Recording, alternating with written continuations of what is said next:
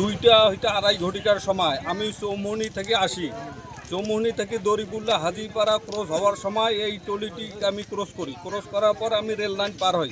Rail line পার হয়ে পশ্চিম পাশে দাঁড়ে গাড়িটা সংকেত দেয়। সম্ভবত গাড়িটি সংকেত টের পাইনি, কিন্তু পার্বতীপুর থেকে যে ট্রেনটি আসতেছে খুব দ্রুত গতিতে, উনিও হরেন দেয়নি। হরেন দেওয়ার না দেওয়ার কারণে এই দুর্ঘটনাটা ঘটে গেছে।